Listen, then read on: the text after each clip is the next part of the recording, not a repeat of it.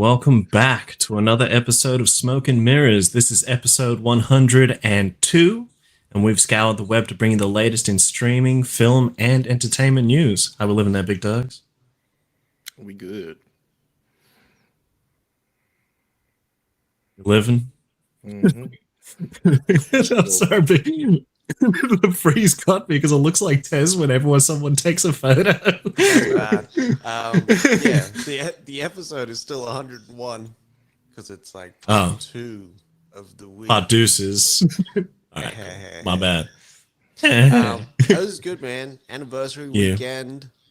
Had no kids for a good solid 4 hours. So Wow. it did a lot. It was like a time machine back into like my mid-20s. So I was feeling a little bit like refreshed, a little bit younger, you know what I mean? That's good. How I about can you, dig it. Rose? Yeah, good. I'm about the same as you. It was anniversary week, sans the children for the whole 24 hours. Fucking Jesus. she was excellent, though. It was good. Went for a nice little dinner there, watched the first half of Knives Out, and then Oz was in bed by 11:02 p.m. I love it. That's that washed life. That's that adult life. Fucking washed life. How you living there, Dave? You good? Yeah, man. That's good. I'm real good. Real good, baby. All right. Moving into our newsy though. So, obviously, we all lived that life with Johnny Depp and Amber Heard going through that defamation trial, and now we get to live it again, my friends. So, The trauma don't stop. hashtag trauma life. People alone. Keep prodding it with the fucking stick, man. But so, with everything that happened with that trial, Fox is now fucking doubling down on that shit with their Tubi streaming service, their free streaming service, mind you. They're going to be releasing their film called Hot Take, which is based off this Depp and Heard defamation trial. Fucking. So we've got Mark Hapker playing Depp, and then we also have Melissa Marty, who's going to be joining him as Amber Heard. Fucking shit's going to be called Hot Take as well. You know, I'm about this life. Oz was all over this fucking trial when this shit came out too. Fucking hell. You know, the only way that I experienced this trial was through TikTok. Yeah. Really? Yeah, like personally, like firsthand, but also Jules would be right on that Johnny Depp and Amber Heard. Like she was watching the whole fucking sessions. Yeah. The trial? Yeah, she was watching the whole trial. On court TV? I was doing that shit too. Yeah. Fuck, it was exciting.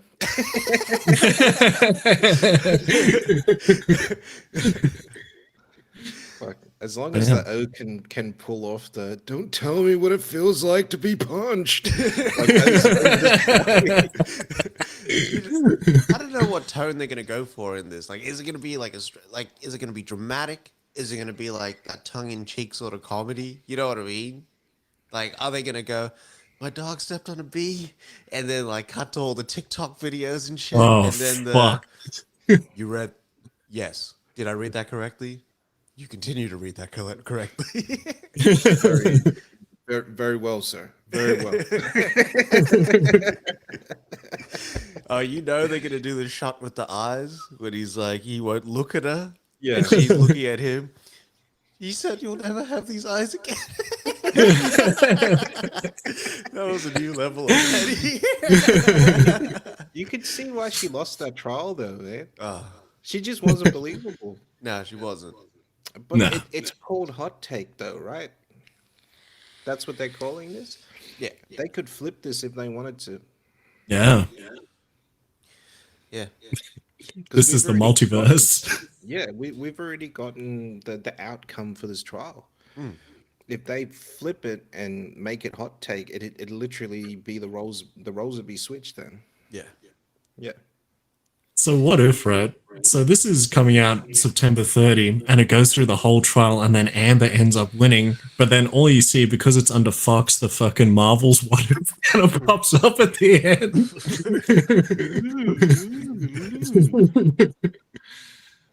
Fuck, I'd die. Yeah, when does this come out? September 30, so roughly less than 2 weeks away. They had this in the tuck. Oh, man. Oh, 100%. Some O was writing this every day with the depositions. That's right. Yeah. And let's sum up what happened today in the trial, and that's your episode for today. That's it. Yeah. Jeez. Storyboarding as every day goes through. Fuck it, hell. All right. So we got a little bad news there for the old Ted Lasso. So the rumors at the start of the year was that Ted Lasso season 3 was going to be the last season of Ted Lasso. This was going to be it. That we're going to wrap up. I think we reported on it as well. Yeah. Because I was sad. And now there's things kicking around saying that there's been a delay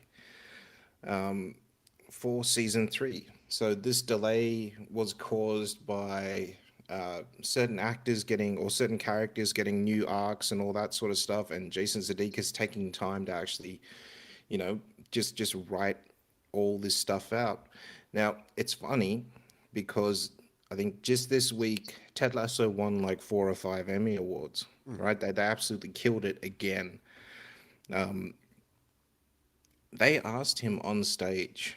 So the Hollywood Foreign Press asked him, like, is this really the last season of Ted Lasso that's coming up? And he wouldn't answer the question. He sort of made a big joke about it.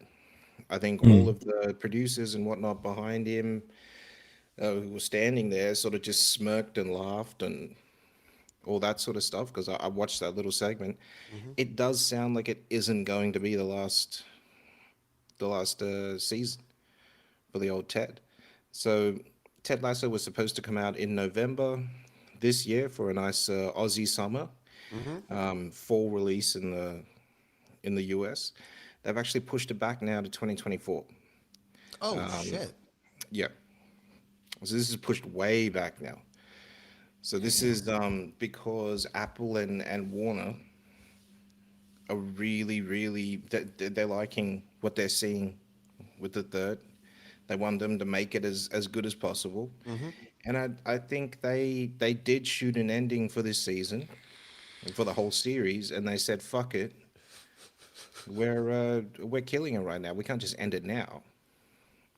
Yeah. That's a big pivot. Big pivot. So late in the game as well, like Yeah. potentially wrapped.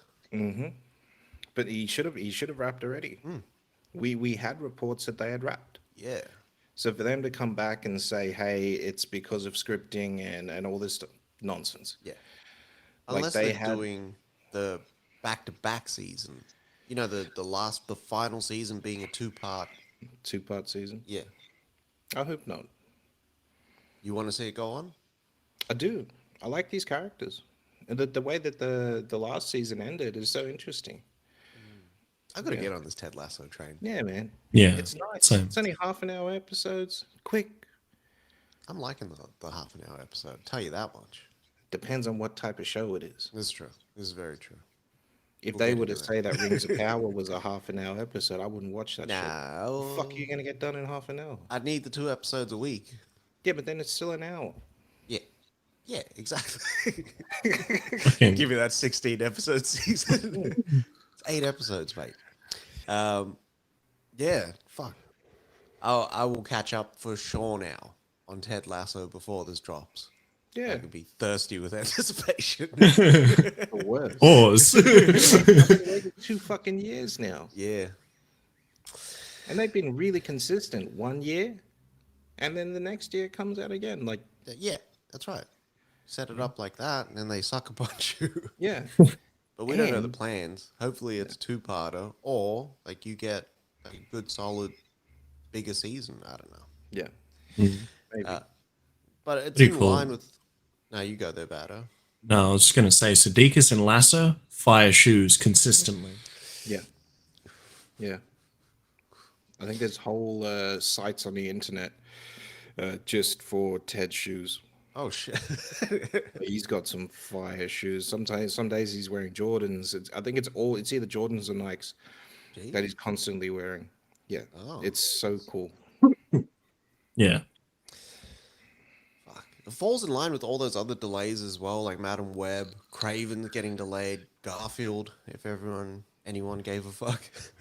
Um, Garfield, maybe. I like it.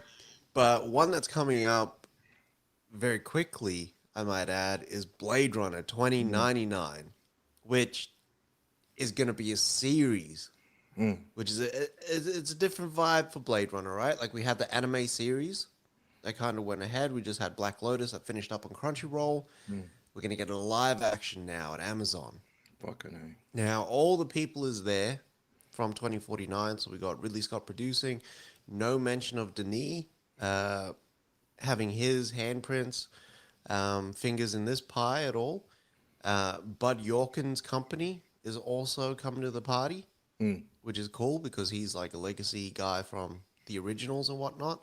And it will go 50 years in the future. So what happened after that moment, right? When did the world, which is now facing a revolution because there is a hybrid replicant human child in the world. What does that then mean 50 years on? I'm so fucking excited for this because Blade Runner 2049 for me is probably the movie in the last decade that made me really look at cinema differently and what a blockbuster is capable of when done perfectly right. And of course, Denis and Roger Deakins. Deakins sells the shit immediately. Deke. Like this is the movie that he won 100%. his Oscar for. So You know, like technically, he should have won for Road to Perdition because Connie did win, but the Deke was there. he was waiting in the wings He as had to well. finish. He essentially finished that film off for Connie. I almost think he like soul sucked Connie's like mojo out. Yeah. like right before he passed, because Connie had like some films under his belt, and Deakins is just soaking up everything like a sponge. And also fucking Shawshank. Shawshank hits different. So this one, there's no like release date set. There's no production date set. They're developing it, which I'm liking. I would love to see like characters in this world because it's a series from like a multifaceted kind of approach. Like I want to see people in the replicant side, and I want people in the human side. And not just a cop, not just a Blade Runner. I want to see people that are living in the streets, in the slums, like wherever. I'd love to see Idris in this world. Boyega even.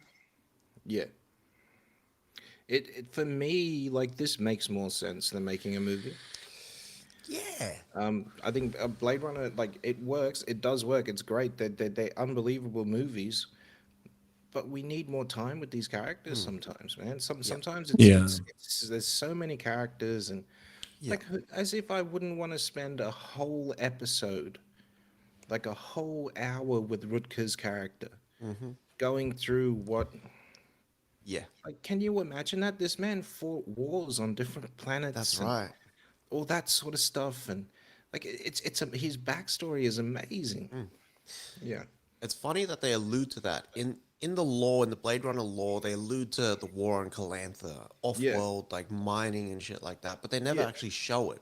No. So I'd like for them to sort of expand on that. But the cherry on top for this shit is that Michael Green is coming back from Blade Runner 2049 to assist with the writing and development of this one. Fuck yeah. Yeah. Fucking, I mean, Bezzy's got some acquisitions, and I think he did the right thing here, getting Blade Runner. Yeah. I'm excited for this shit, man. Yeah. Blade Runner for me, Blade Runner 2049 for me, like created two of the best memes in the last decade as well. The first being the fucking goddamn it that Gosling fucking spits out, and the second is when he realizes he isn't the one and his eyes fucking widen like that, and someone memed that into the fucking when you do something wrong in front of your parent at a family function. I Shit love fucking hits. the last scene in that movie is the best for me. Like the fact that she's inside not feeling anything and can't be exposed to anything, and she's supposed to be a real person, and he's outside in the cold feeling like he's actually having Yeah. like emotions. Human experience. Yeah. And he's almost on the stairway to heaven. Yeah, Yeah. beautiful. So then it almost asks the question, do androids, like, do they dream? Because that's a human thing. But then do they go to is there an afterlife for them? Yep, Mm. beautiful. Yeah. Fucking hell. As if I gotta there is watch no this movie. Yeah, no Matrix in the sky for these others. The fucking Sublime from Yeah. Westworld. That's right. True. No. So, moving on as well. So, Stephen King had a new fucking novel that came out called Fairy Tale, right? So, this one is about this kid who, his mum dies in a hit and run accident at the age of 10. And shortly after that, his dad becomes a huge fucking alcoholic. So, he has to fucking learn how to live for himself and, like, fucking look after himself, basically being an adult from a really young age.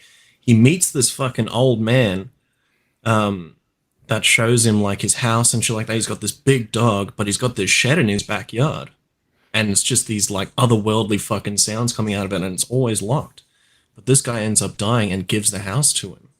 And that's when he fucking finds out that this house, that shed, is a portal to another fucking dimension where there's this massive war going on, where there's these otherworldly overlords that are trying to take over that world in this war, as well as come through that portal to take over ours as well. So he's got to turn into like this hero that he didn't want to be and fucking try and stop all that shit from happening.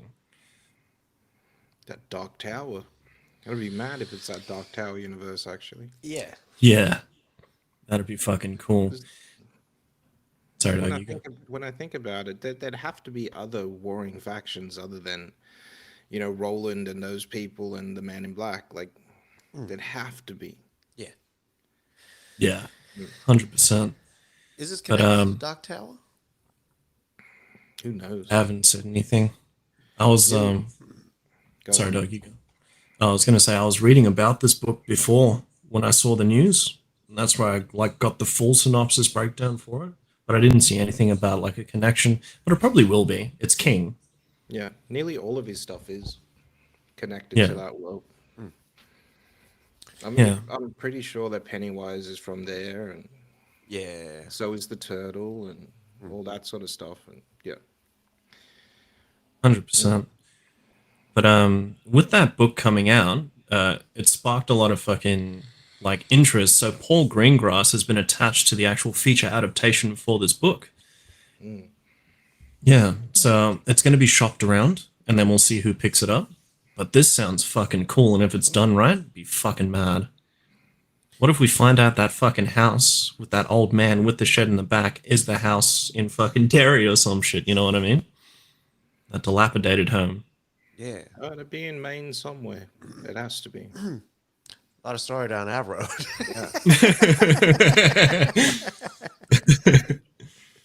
I'm excited about it, man. Like Paul Greengrass, you haven't seen him do the fantastical. No, that's Yeah. seems weird to me. Yeah. As It's long weird as he's that not he's the taking coach. down like fucking Bourne moves. Jesus. No shaky cam, Mr. Grass. You know it's gonna be shaky cam all over the place. But yeah, the premise or the synopsis for this sounds fucking mad, and yeah, I'm hanging now. I want to see a trailer. I want to see everything go down with it. Yeah. Hopefully, it's good. They just had that Mr. Harrigan's phone as well. Yeah, It looks like coming out on Netflix. That looks good as well. So the King's the flavor of like the last 2-3 years, I think.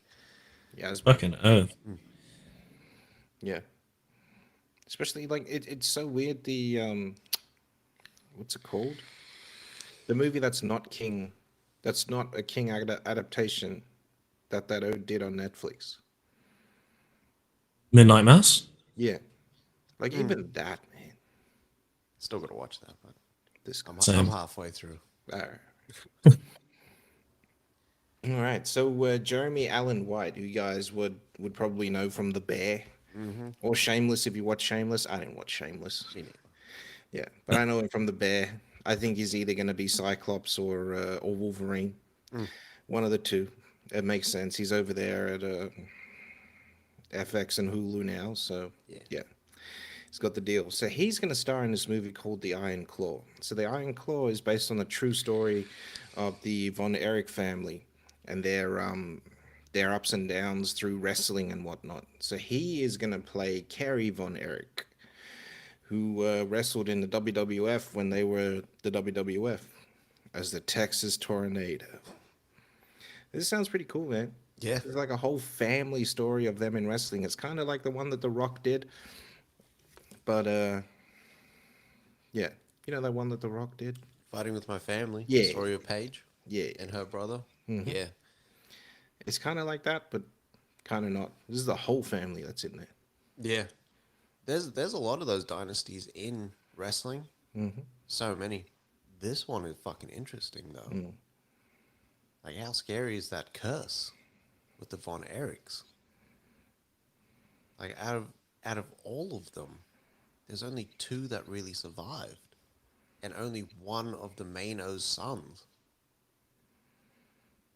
This is wild. I don't know if they're gonna go like a supernatural route with this shit. You know what I mean?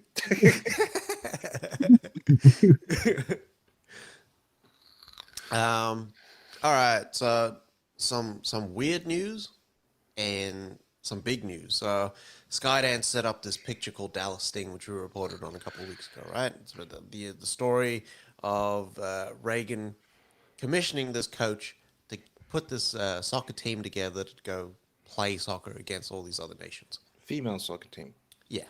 Yeah. And of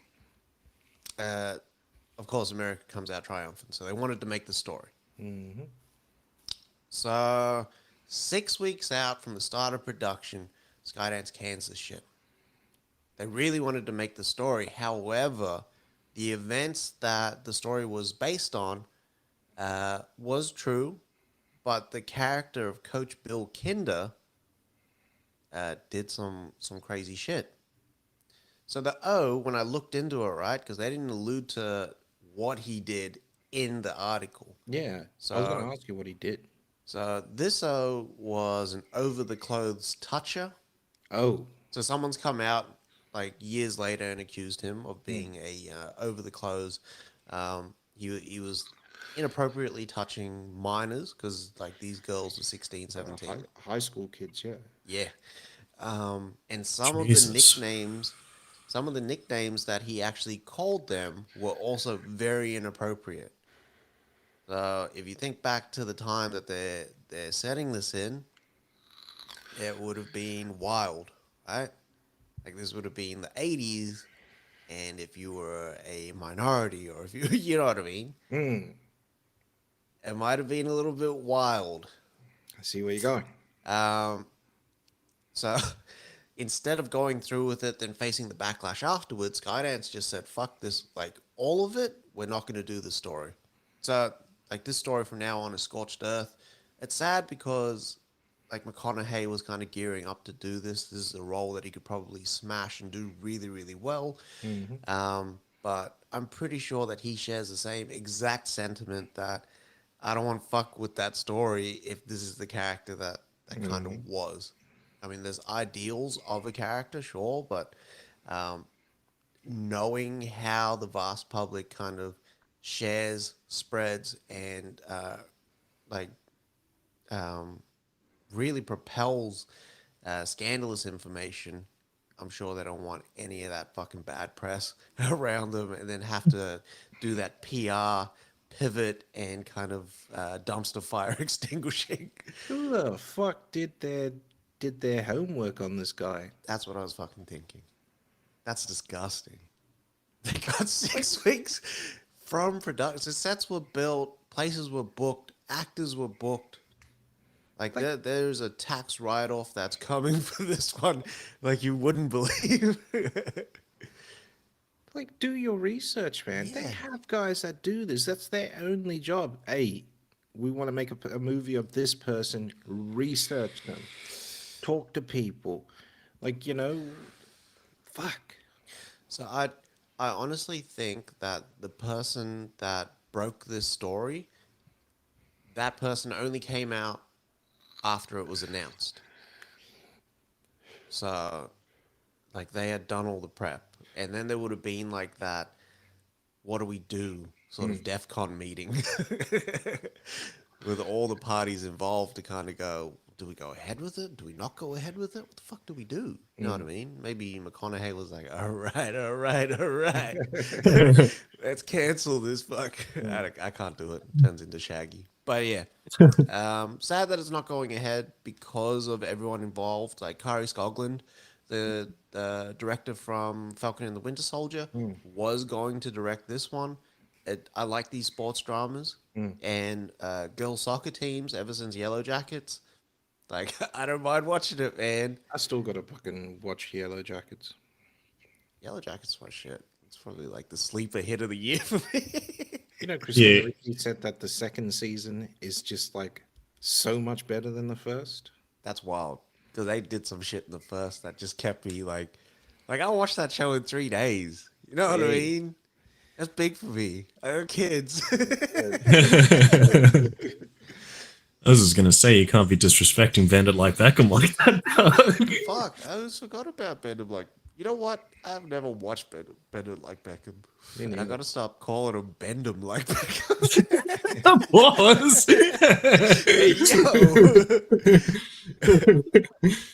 Fucking Bandit like Beckham is not bad. Not bad at all. Fucking shit actually goes kind of hard, dog. I gotta check it out. Yeah. Alrighty. On to our last piece of news with a bit of a amalgamation here. So, some of the maddest fucking news that could ever come out recently. So, for anyone who was a massive fan of the Keanu Reeves Constantine film back in the day, word is in, my friends. Constantine 2 is in the works. Keanu Reeves will be reprising the role of Senor John Constantine. Francis Lauren. Rocking a little mustache. Senor John Constantine. L. Constantine. But thinking, so Keanu Reeves is coming back. Francis Lawrence is coming back to fucking direct as well. So remember that article we had ages back where they were like, yeah, I'd fucking love to do a John Constantine 2. Wow. But yeah. Probably what they'll call the movie. It's true. Probably. Be called John Constantine. And we've also got Akiva Goldsman doing the script. Yeah. Son of a bitch. But we've also got the influence of J.J. Abrams. Batman and Robin. Oh shit! I just see that. Oh wait, that's Batman Forever. I was gonna say I just see the diary flapping in the wind while all the windows open in that fucking funeral, John. Fuck would Batman wake up and tell Alfred he's Batman? Like, for fuck's sake, man. I wish Alfred was like, I know, cunt. Let's get on with it. Since you were 8. You're fucking dumb or something. You having a laugh? That's what Alfred should have said straight up. You having a laugh? Hey? Idris as Alfred? Be fire. Oh shit! I would believe the SAS angle. That's right. I would also believe that Alfred trained Bruce then. But anyway, I was just like derailing this whole fucking conversation. But so we've got J.J. Abrams' influence with Bad Robot on the backside of this as well. But with in light of this news, there was a Madam X as well as another Constantine show that was meant to come out too. Now, with Constantine 2 being announced, both of those have been put to bed. So the Constantine show was also with J.J. Abrams at the time as well. So with Zaslav making his decisions, maybe he's like, "I will just take some of the load off J.J. Fucking get rid of some of those projects that he's attached to that he never delivers on, and just have him do the movie." Mm-hmm. But there's also reports of those two shows possibly being sold off to another streamer as well. That's a And on, spanking. yeah, That's like Zaslav spanking JJ. fucking oath. And as well as that, there's also been rumors very, very recently that Comcast is like in talks to buy up Warner Brothers Discovery, which is fucking unreal. So You can see those puzzle pieces moving. Mm-hmm. Yeah. yeah, Mm. the fucking plans are coming together. So for those that don't know, Comcast owns NBC and also owns Universal. Universal. Right? In some territories, Universal does distribution for Warner Brothers. Australia. So that's probably like Shut up. the first little breadcrumb that we got in it, if it goes through, right? But how it will probably play out would be that like you would have Comcast at the top, and much like Disney is, and then the different entities, Warner Brothers, Universal, and all the other, I guess, offshoots and other companies that kind of flow off that. Because there is Peacock service, there would be a merging of HBO Max, Discovery, but then I think you would also get whatever comes out of that, right? That might be the platform, so let Warner spend that money to do that, and then inject your Peacock library into that, because then that ups the shows, it ups the movies. There is a window and a distribution pipeline for that as well. And then you fold both audiences into one. That's right. It's just, it makes sense from a business point of view. That makes sense big time. From a content point of view, my God.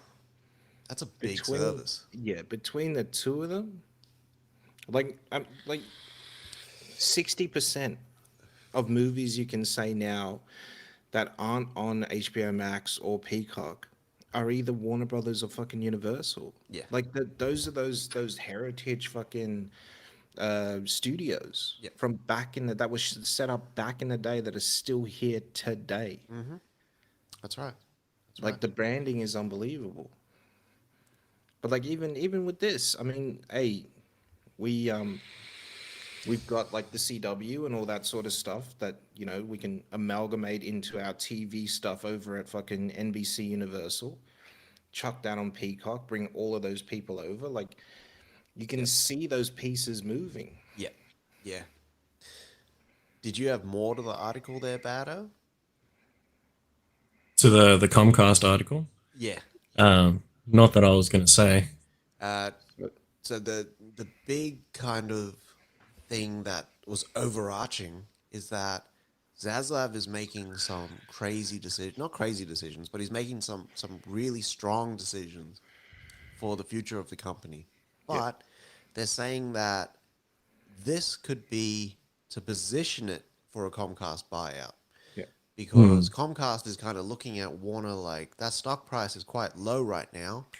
Jumping in fairly soon would be the ideal time to kind of maximize on our savings and the purchase price. But on the other side is Zaslav is preparing the company to be sold. Yeah. So he's priming it, which I see nothing wrong with this deal going through because of the strength of both studios. And if it does go through, the earliest that they could kind of get it done would be 2024. Yeah, April 2024. So within that time, April 2024, you would have had so many DC products come out, so many Warner products come out, that they've got a huge slate of films that they're still ready to sort of release. Yeah. Like, if that's not showing of, hey, this is what we can do over here, and this is why you should buy us. Like, I don't know, like it's just amazing. Yeah.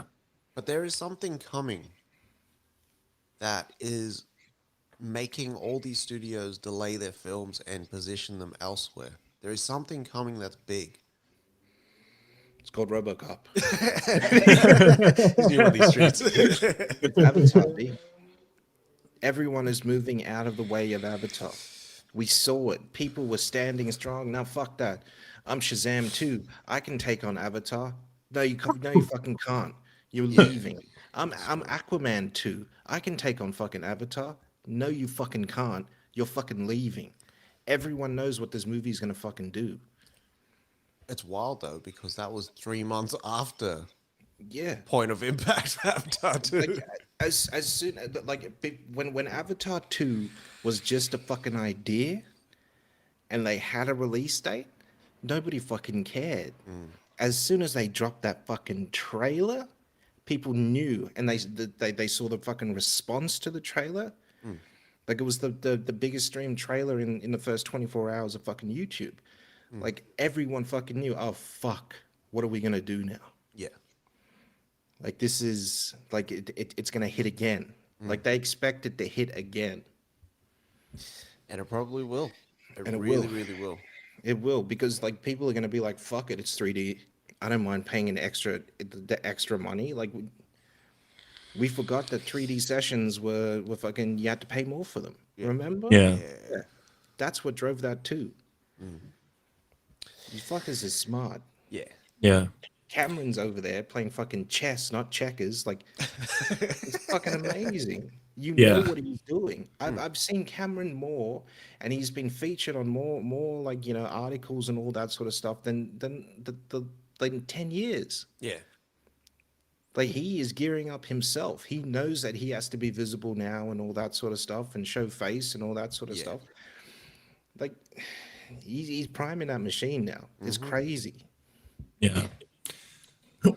I'm still waiting for a thingy. I know it'll. Priming the machine.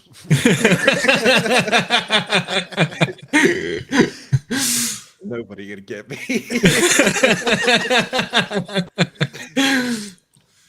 Fucking the pause game has gotten so strong that I even do it with B, and B is hit a point now where she's like, I get one unpause a day. The hell? No one gets an unpause. No one gets Not how you play the game.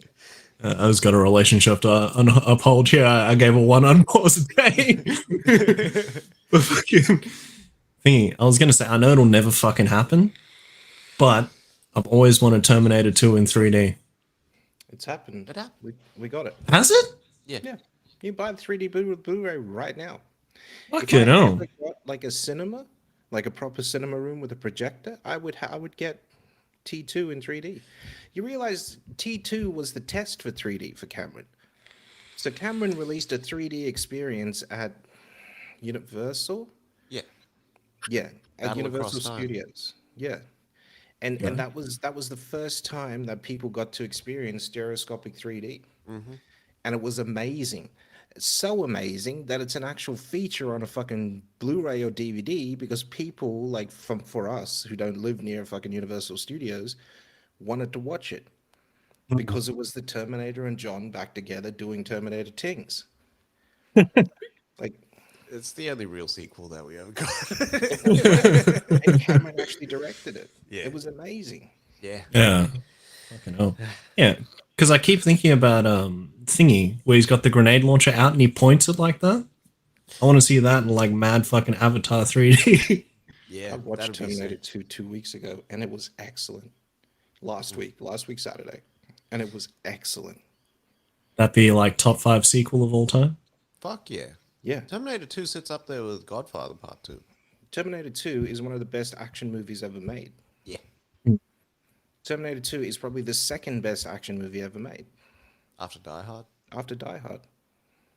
Ooh. Like that's So you got Die Hard T2 and then Point Break. no. Mine is Die Hard T2 and then Predator, then Point Break, Yeah. and I don't know about 5. I'd have to think hard. Hard boiled. I was thinking the exact same thing. Hmm. Yeah. Hard boiled is up there just from a technical point of view. Yeah, but Hard Boiled is a top 10. Oh. It's not in the top 5. Hmm. I think for me, hard boiled is. I'd throw Hard Target in there before Hard Boiled. Wow. Yep. Wow. It's Van Damme, goddammit. I know. You know, I watched them last year, like back to back, and like Hard Target is fucking Hard Target. Can't top that shit. But when I like seen the technical shit that they was fucking doing in Hard Boiled, mate. Yeah. One day we'll release our lists.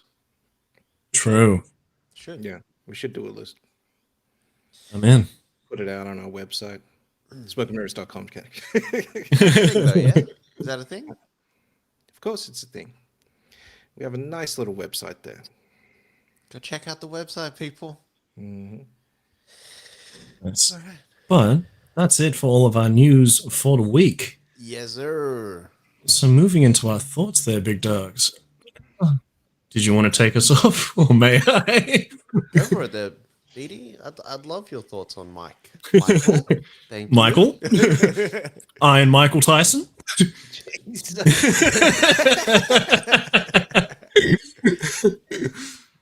Oh, fuck. So, we got our final 2 episodes of Mike, right? So, fucking episode 7 circulates around the bite heard around the world, which was fucking unreal. I never knew that there were 2 Holyfield fights. Same. And fucking forgive my lack of fucking information on the thought. I didn't know Holyfield was headbutting him like that either. Yeah. I knew that. And the I knew chin that. rub. Yeah. Rubbing He his was chin rubbing- into his eye. Yeah. That's why Mike's eyes all fucked up there. The Jesus. headbutt shit and the chin rub. Yeah. He's a dirty fucking fighter. That's the Yeah. That's how he cut him, was the headbutt and then rubbed his chin into that shit. It's just wild. Yeah. But this showed like fucking Mike coming out of prison, fucking hungry for that title again, but then also still fighting all of his fucking demons in the background as well, trying to fucking get away from all that shit, but then falling into the same holes every single time. Fucking, we saw him getting married to what's the fucking name? But having his daughters, Yeah. which was unreal as well. Fucking seeing a different side of Mike there too. Yeah. Yeah, I mean these 2 episodes came full circle with the losing the thing that brought you the most love. And then what do you do after that's no longer an option? Or you no longer want to fuck with that anymore. Yeah. And that's a scary place for any person, because the landscape completely changes, right? And for Mike, he believed that a lot of that, what he did in the ring, was the thing that like blanketed him with love. And that was the only time that he felt his worth. And that shit was scary to watch, and I'm glad that they showed it. Like, yes, it kind of it went by way too quick. Like, I probably needed 2 episodes on just what he did outside of boxing. Yeah. But it was such a good character study in what they did, because from that he finds true happiness. Which, like, if you had told Mike when he was like 15 that that's what it would be, like He would Like- have robbed you. the perspective on it with him, like in Bakersfield and robbing people and seeing his friends getting killed, to make all that money, like 30 million for a fight, yeah, cool, I'll take it. You know what I mean? To now, you're not going to get 30 million. You're not going to fight anymore. But that's what I was trained to do. That's all I know how to do. Yeah. But what was also extremely interesting, and the thing that was kind of reverential just in how they executed it, was the father figures that you chose and you kind of got influenced by were also like using you. Yeah. Yeah. They were creating you into their image. which has a lot Yeah. of religious connotations as well. Yep. But like, it wasn't in your best interests. Mike himself is an extremely sensitive, soft guy. However, you turn that fucking dial on him and you make him a monster. Mm-hmm. This shit was, it Yeah. was, The I, um the therapist when she says that, yeah, Cuss taught you how to be like, an animal basically in the ring. He didn't teach you how to be a man outside of that ring.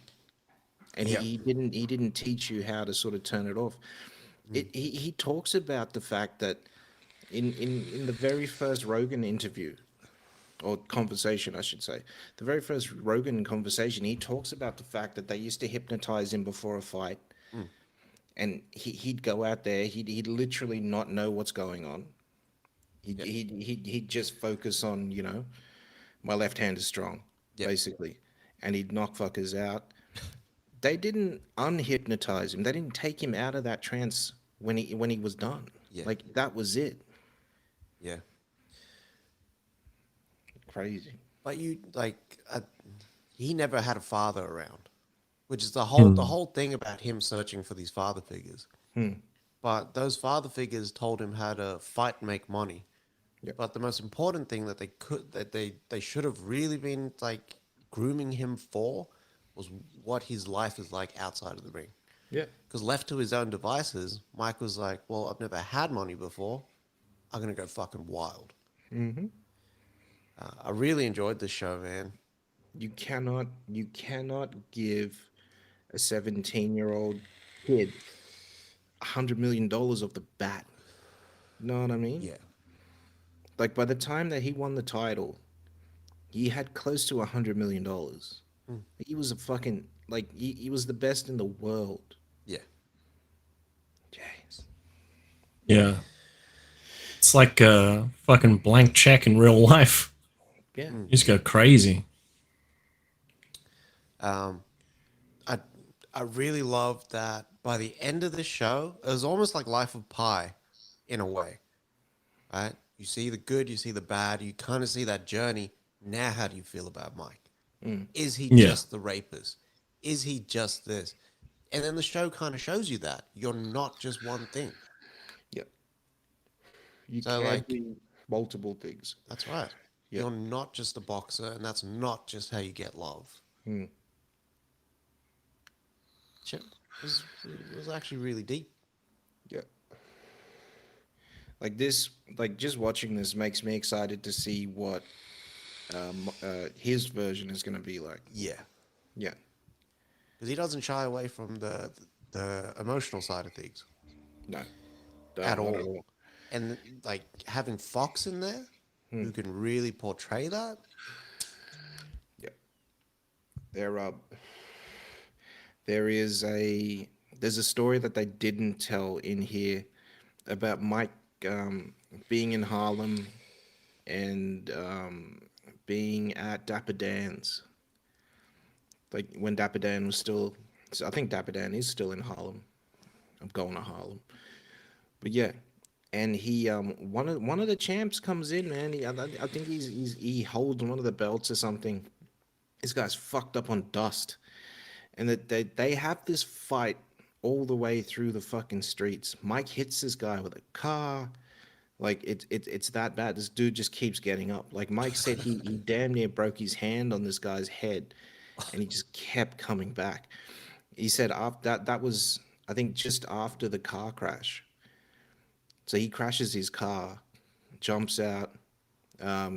Cops come over, and he's just like, I need to go train or something, and throws the cop the keys, and then just bounces out of there. Like yeah. There's a whole lot of yeah. There's a whole lot of stories that Mike sort of told now that have just sort of come out because of hotboxing Yep. that we didn't get to see. Hmm. Yeah. And I almost think that in the authorized film, we'll get to see even less or a condensed version of events. Mm. Whereas I would love It's to gonna get the be authorized show, it's gonna be a series the Fox as well. one. Yeah. I thought it was a movie. No. It's going to be a series. It's Jamie Foxx's first series since his show. It's not a Yeah, movie. it's a biopic series. Biopic One with series. Fuqua. Yeah. Oh shit! Where's that dropping? Is that a Netflix? No, Uh, I'll let you guys know if you want to. it might be Just HBO looking through. Max Fuck. because what's his face was involved. What's his name? Scorsese. That should be good. Yeah. All right. Joe's have anything else on Mike? Pause. Reservation Dogs. We had the finale come through. This one focused on Kenny Boy and Zahn McClarnon's character. So there's all these events that are kind of happening on the reservation and around the reservation. And Zahn McClarnon's character is going out to go investigate Bigfoot and all these catfish heads appearing in a field. And then he gets dosed by DMT. Very good. Because there's these guys that supply ravers, and there's rave that kind of happens around the area with like soft drinks or energy drinks laced with DMT. He takes a sip, freaks out because he's never done drugs before. Zahn McClarnon's character. Kenny Boy follows him and willingly takes a sip of that shit. And then they go on this trip. And through the trip, they uncover this fucking secret society that includes the governor and all these white guys in cloaks and shit worshipping this owl. So it's very much like that, all that stuff that came out around Pizzagate. And then they fuck catfish bodies. Jesus. And that's why there was no heads. So anyways, they kind of get caught up in that, and they break down that club. They all get arrested, and it was the story, and it was really personal because you don't see too much of Zahn McClarnon's history or spend too much time with that character through the series. But this time, you really got to kind of show a core memory for him of one of the loves of his life getting a ride home, and she says, I've got a sober ride home, everything's all good. Guy ends up being so drunk that he can't really walk, and they get into an accident. She dies. You know what I mean? And it's that guilt that he kind of feels from that he doesn't really try in his own life. And then by the end, you kind of like all the rest of the cast, because you haven't seen the rest of the cast for the whole episode, and they're all eating food and whatnot, and then they're like, all right, then a news report comes up and says, hey, these guys were having sex with this catfish, and then they're eating catfish, and they all like throw up. But yeah, it was a good end of the show. It went by really, really quickly. Like you were saying before, like, man, this shit just started last week, and it feels like it as well. But yeah, this season was really, really good. It felt really personal, and it took you to places that we haven't seen with the Native American perspective before. The mourning process, the kind of celebration process, but also life on a reservation and the jobs that are available for these guys, and how getting out isn't always like an option for them. Like their original goal was, I'm gonna go to Cali, right? And I'm just I'm gonna live. I'm gonna do my thing in Cali. But then they never ever made it back. Never ever made it out to Cali. So they kind of this season was almost about accepting like that you're not leaving. So I'm hoping that the next season is gonna sort of not double down on that, but make it almost a priority for them again to get out, because they're kind of unified with their enemies and shit like that. So Yeah, really loving the show, man. Sterling Harjo and Taika did a fucking awesome job. Just on the biopic series, so it hasn't been attached to a stream or anything yet. Last news that came out was like 2021, but still Okay. nothing yet. So they're gonna go shopping. Yeah. Hopefully, we get hour-long episodes Mm. and like 10 solid ones. Yep. So that Mike can kind of get everything out. Yeah. Imagine if this goes to Apple. Oof. Apple would be a nice place for it to drop, actually. Yeah.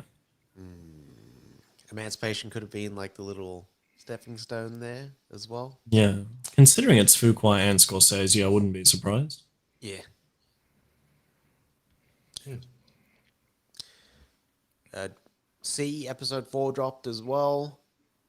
This one, they actually did something. So all the prep About time. of all the prep of I'm gonna go to Travantes and do my thing has now kind of gotten to a point where they actually went to Travantes. Um, they they raided the bomb making facility that they had there. Um,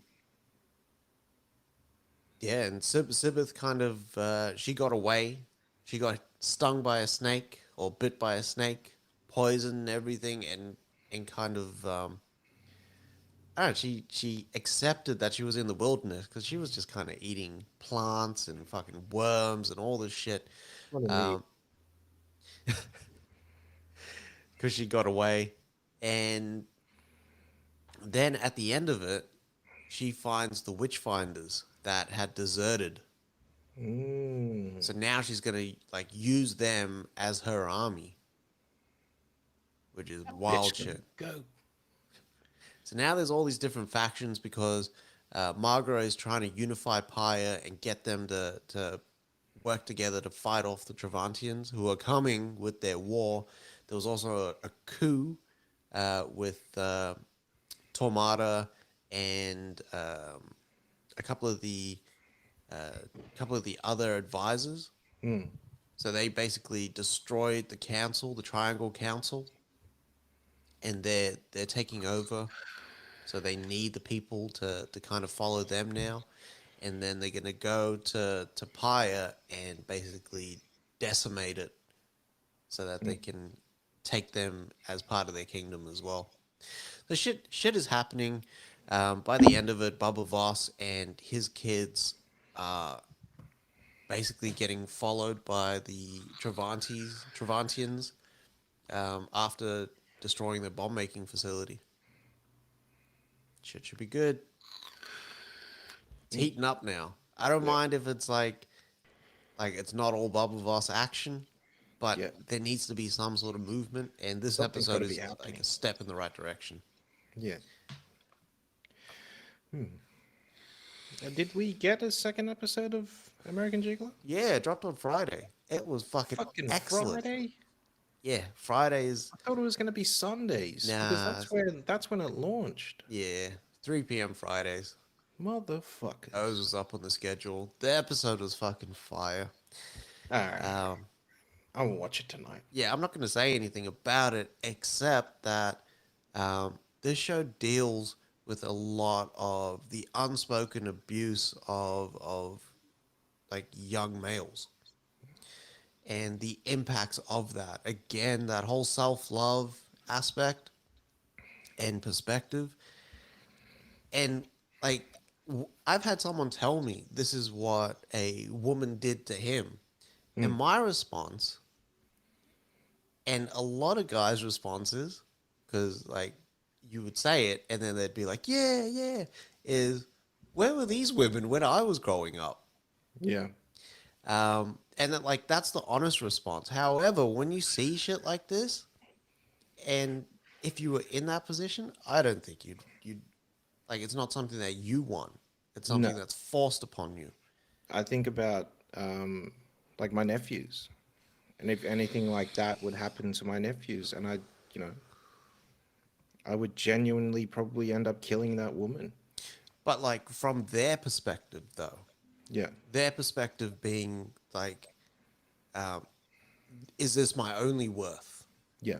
Like that whole self-worth kind of self-respect as well, and also just like giving it up, not having a choice. Yeah. And he kind of goes there Yeah. in his mental space. Like he's like this guy that's all switched on and everything when he's like on a date. Mm. But then in his normal life, he's fucked up. Mm. He really is. And that connection is sometimes the only time that you see him be happy. Mm.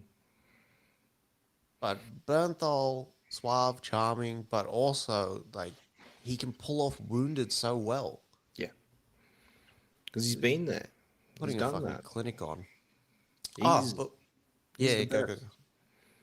He's one of the best actors acting today. Yeah, Like, he's the best. yeah. Yeah, I think after we got that little fucking breakdown in season 2 of Daredevil, man, it's just been on top of the fucking world ever since. Yeah. Just it's the just the energy that he brings. Mm.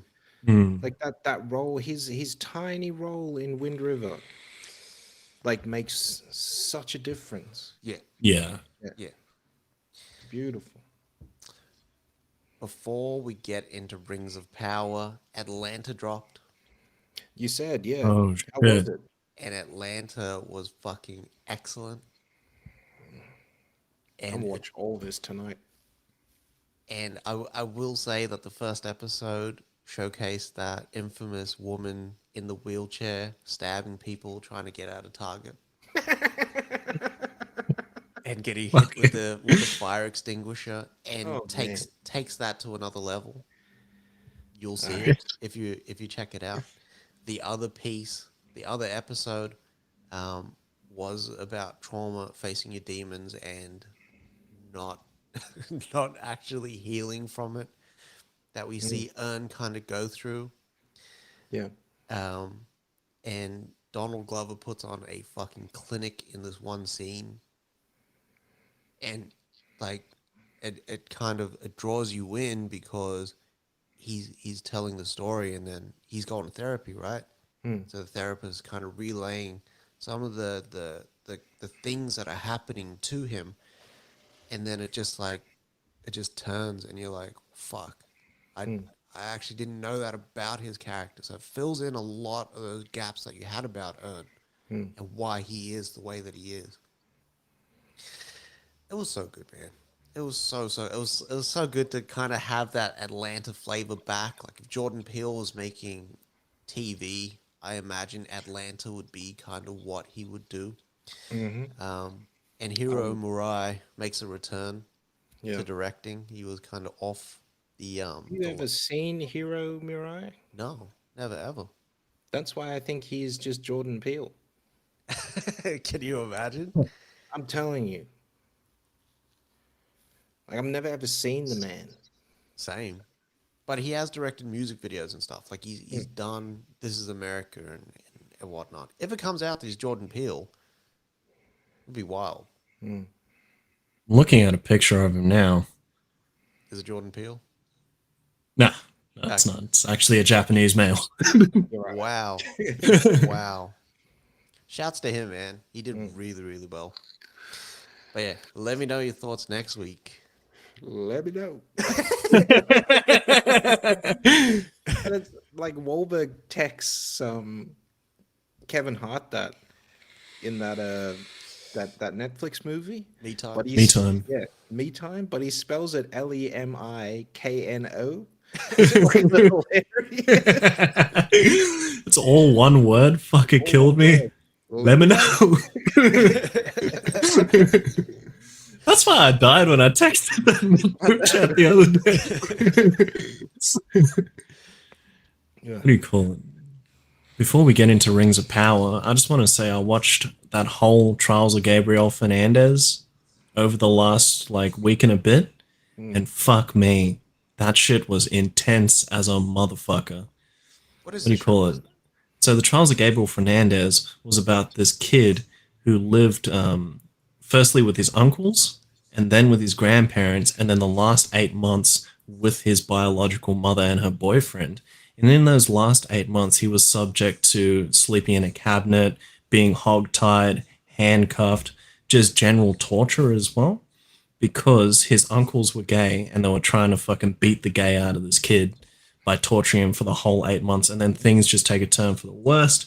Mans is fucking out, gets sent to the fucking ER because he was just beaten to a pulp repeatedly. And then from there, the nurse starts noticing that he has bruises all over his body. He has burn marks. He has scars. He has fucking ribs that have been broken that haven't healed properly because they never took him to doctor.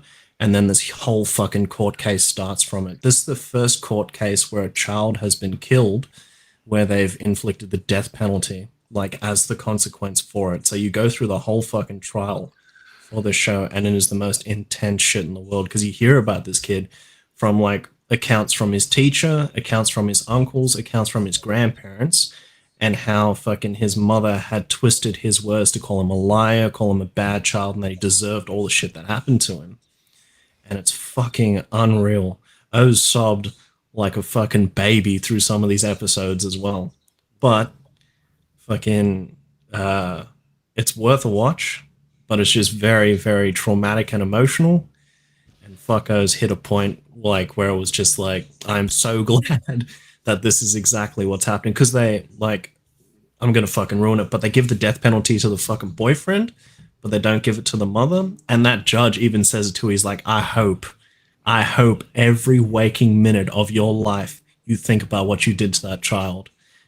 That's going to be my respite for the rest of my life is that you will suffer as long as he suffered and maybe more in prison.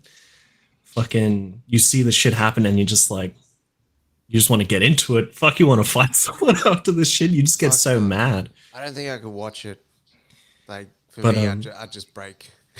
yeah, like fucking, they even charge the social workers that thingy didn't even look after this kid. They just took down the notes. They didn't even write down reports for what was happening because they reported every single time that he'd come in with a new scar or a new burn mark or a new fucking bruise or something. They never did anything about it because normally what's meant to happen is that if they feel it is, say, that they need to take the child out of that environment, they will, but they never did that whole time because they believed everything the mother and the boyfriend said. So this kid just went on, and all four of those social workers got fucking sent to court because of it as well. You know, statistically, you're better off being raised by your father than your mother. They find Really? statistically, yeah, statistically, people that are raised by a single, like if they're single, people raised by a single father are better adjusted than people raised by a single mother. Shit. Yeah. Jesus. Mm. Fucking hell. Yeah. Yeah. I would. Yeah. Just want to burn the fucking world, eh? Fucking hell. Yeah. Those will go crazy. God forbid anything happens to my children from someone else when I eventually have kids, because I'll go ape shit. Yeah. What do you mean? I would kill everyone. Like everyone would get it. Yeah. It'll be Like death straight up. sentence. I wouldn't care if they didn't do anything or anything. Everyone would die. And then I'd claim temporary insanity, and like that's how we do it. Like straight up, your parents are dying. You're gonna watch your parents die, and then your brothers and your sisters and your dogs and your cats. Everything is dying. I'll fly to another fucking country and kill your fucking family too. Like I don't Jesus. care. Like that's what we're doing. We're literally scorching the earth. Yeah. That is so wild. Fucking Fucking yeah. hell. What was it But called? The this was like, Trials of Gabriel Fernandez. yeah. Like if Oz feels like they got the strength to watch that shit, watch it. But it is just, oh man, it's a fucking lot. In like those 6 episodes, it's all hour-long episodes too, and they keep reminding you. They show you pictures like every, I swear, 5 minutes of this kid, and it just reminds you every time. Fuck it. Yeah, I'll throw it on. I'll be fucking sitting there with the box of tissues. Yeah, man. Kleenex definitely got a stock rise after me. Fucking hell. Those needs to have like their gym or something as well set up. Just work off all that Yeah, that this all the energy. anger. You have to. It's true. Thanks, Right? Bado. Nice little recommendation there. All good. All All right. good. So we got the Rings of Power, episode 4, which it was around Galadriel trying to get off that fucking island, trying Yep. to kind of work out how best to get the queen to get her back to Middle Earth, Mm-hmm. um, and also Isildur and his journey of I'm gonna fuck up all my chances of joining the Marines or whatever. Yeah, like it's weird his story because he, for some reason, is drawn to Middle Earth. Yeah, Doesn't he? He knows he's not supposed to be in Numia. It's so weird. Like he knows that there is a future there, yeah, not here. yeah. I really liked in this episode. I really liked spending time with the dwarves and Elrond's kind of story, his relationship with is it Durin? Yeah, with Durham. Yeah, Yeah, and his wife, um, and kind of seeing the origins of Mithril. I thought he was gonna pull out the Oakenstone, Yeah, same. but then I realized that it's King Durin that King Durin his people find it, Yeah, the Oakenstone. Yeah, so that's coming later on. yeah. Much later on, he's actually already king. Yeah, he's only a prince right now. But that was awesome though, man. I love the bit where Elrond is talking about his father and all that sort of stuff. That was beautiful. Yeah, And yeah, and I think that was like the whole point of that episode. Like it sons was and almost fathers. like that. It was almost like that moral Yeah. was that you you don't need to go in there guns blazing some of the time. Like a lot of time, it's about connection rather than um, overwhelming and subjugating, Yep. which I Not think like not makes always the about submission as yeah well. You know what I mean? Like yeah it's still standing your ground, but understanding what that other person, the viewpoint of that other person yeah. as well. Yeah. Beautiful. Uh, and then we kind of get Benjamin Stark walking into the frame as a Dar, Bumdar. Was Uncle Benji. Yeah, Motherfucker. yeah. And he's an elf.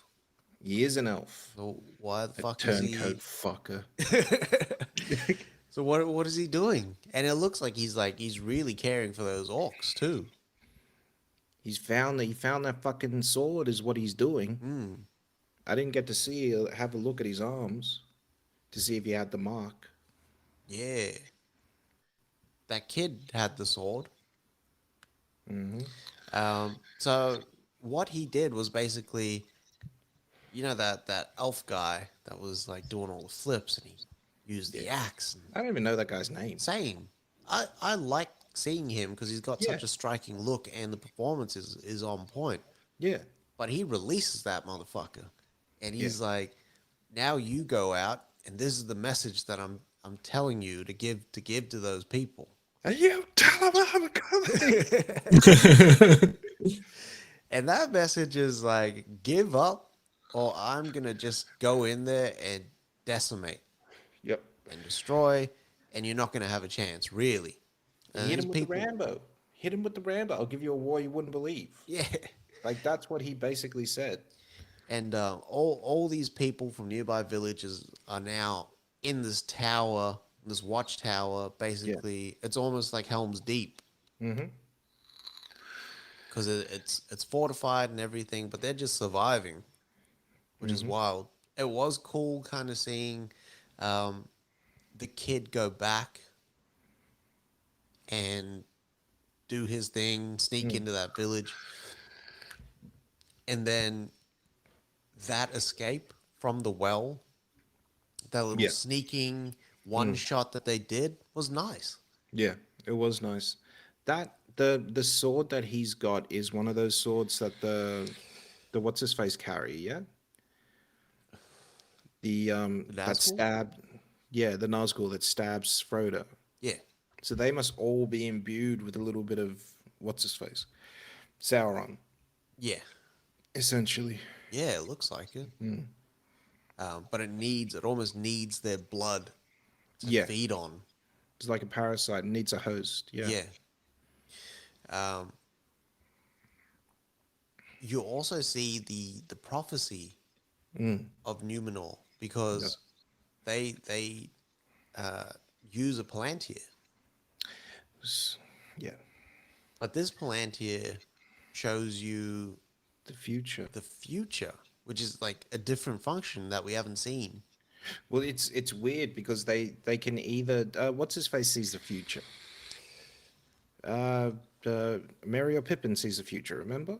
Because Yeah, he sees the tree burning in yeah, Gondor.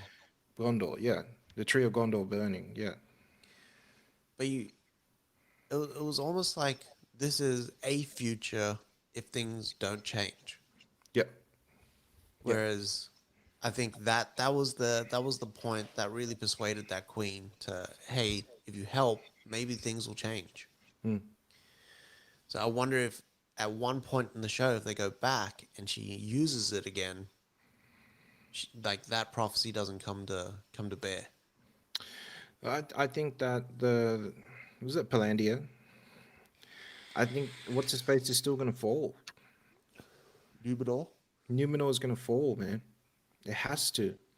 There has to be something that's got a catalyst that's gonna join the men because it's the realm of men and elves that Yep. fought against Sauron and his armies. So there has to Yeah. be a catalyst to bring them all together. Yeah. And it's more than likely going to be some sort of orc ship or something like that that's going to come through and just ravage that town. Yeah. Like that's what it's going to take to join them. Oh, It's oh, either that or it is going to go like Atlantis and get swallowed by the sea. yeah, that's what it looks like. I always wonder if they're going to displace that tree. Does that tree end up in Gondor? It has to be. Is that the tree of Gondor? That's the tree that's on Aragorn's chest. Yeah. But Aragorn is the brethren of the Isildur. Isildur's son, yeah. Yeah.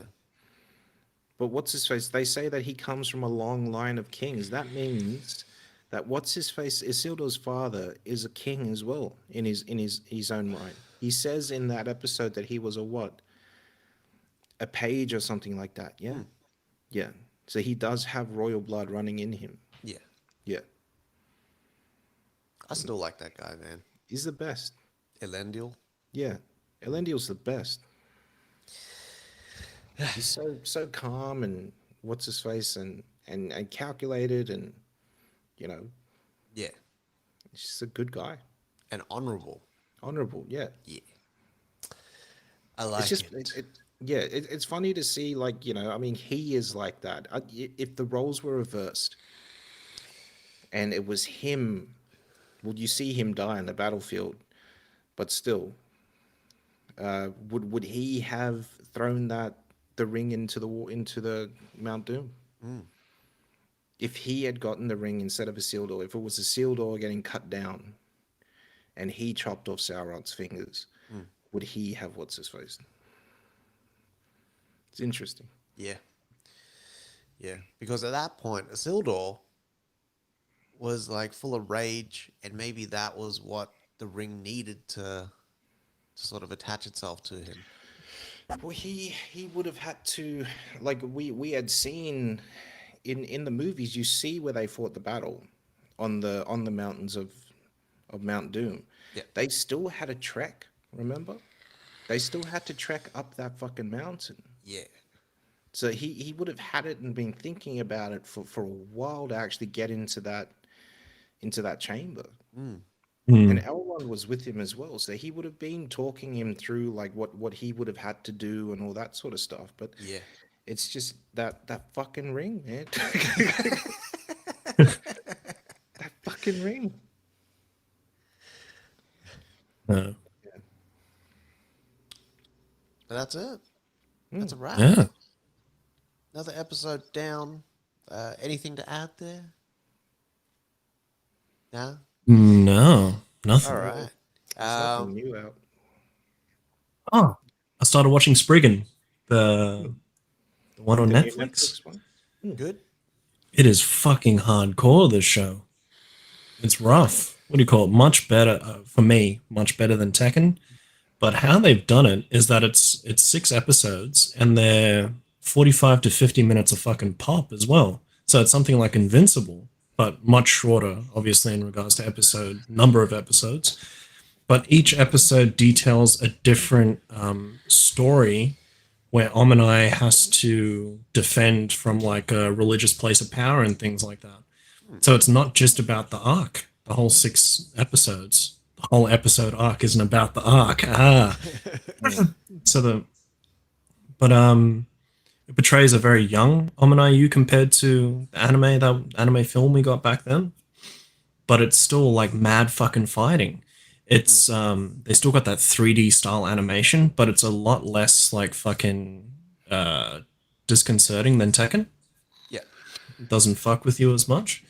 But yeah, it's just fucking rough. You see these two dudes.